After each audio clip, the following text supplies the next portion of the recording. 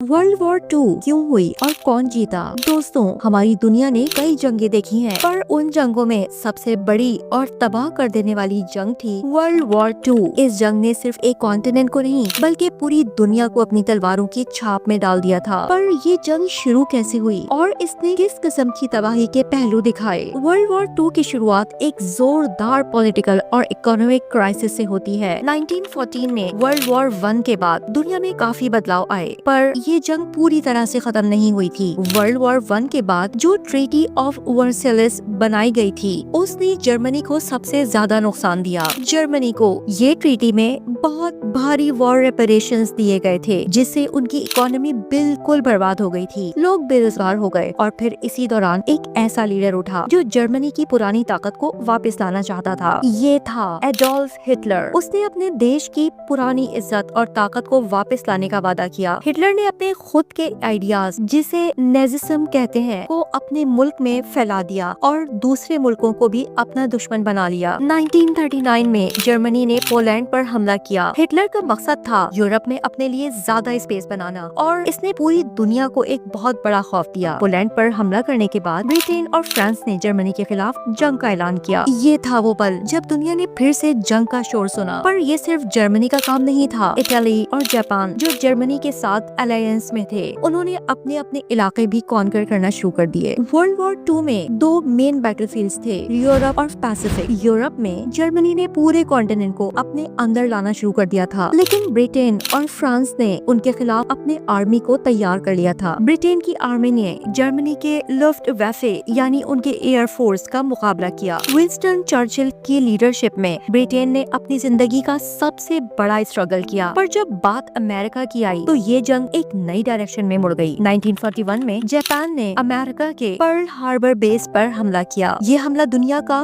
Game changer साबित हुआ। America ने तुरंत वॉर में शामिल होने का फैसला किया और axis powers Germany, Italy, Japan के खिलाफ जंग में उतर गया। अमेरिका की आर्मी ने डी-डे पर नॉर्मैंडी में जंग शुरू की, जहाँ से एलाइड फोर्सेस जो ब्रिटेन, फ्रांस और अमेरिका का ग्रुप था, ने जर्मनी के रूल को खत्म करना शुरू किया। जंग की रात कुछ दिन ऐसे आई जहां सब कुछ बदल गया। 1942 में स्टालिनग्राड की लड़ाई में जर्मनी को पहली बार बड़ा नुकसान उठाना पड़ा। ये जंग उनके लिए बहुत इम्पोर्टेंट थी और जब उन्हें वहां हार मिली तो उनका मोरल टूट गया। स्टालिनग्राड की लड़ाई ने जर्मनी को पूरी तरह से अपनी ताकत खोए दिखाई। फिर 1944 में अलाइज ने नॉर्मैंडी में इन्वेजन करके यूरोप को खुद के कंट्रोल में लाना शुरू किया। ये एक टर्निंग पॉइंट था जिसमें अलाइड फोर्सेस ने जर्मनी को पीछे धकेल दिया। अब बात करते हैं एशिया की, जहां जापान का रूल बहुत बढ़ गया था। पर 1945 में अमेरिका ने जापान पर 2 एटॉमिक बॉम्ब्स गिराए, एक हिरोशिमा और एक नागासाकी पर। ये डिसीजन दुनिया का सबसे भयंकर था, लेकिन इसने वर्ल्ड वॉर 2 को खत्म कर दिया। जापान को हार माननी पड़ी और 2 सितंबर 1945 को जापान ने ऑफिशियली सरेंडर कर दिया। यूरोप में भी जर्मनी ने 8 मई 1945 को सरेंडर कर दिया था और वर्ल्ड वॉर 2 का सफर अपने अंत तक पहुंच गया। तो कौन जीता? जब हम बात करते हैं जीत की, तो एलाइड पावर्स यानी ब्रिटेन, फ्रांस, अमेरिका और सोवियत यूनियन को जीतने वाले समझा जाता है। पर असली जीत ये थी कि इंसानियत ने अपने आप को एक और तबाही से बचाया। वर्ल्ड वॉर 2 के बाद दुनिया को ये समझ आया कि जंगों से सिर्फ तबाही होती है, इसलिए यूनाइटेड नेशंस जैसे ग्लोबल ऑर्गेनाइजेशंस का फॉर्मेशन हुआ, जिसका मकसद था दुनिया में अमन और इंसाफ को बरकरार रखना।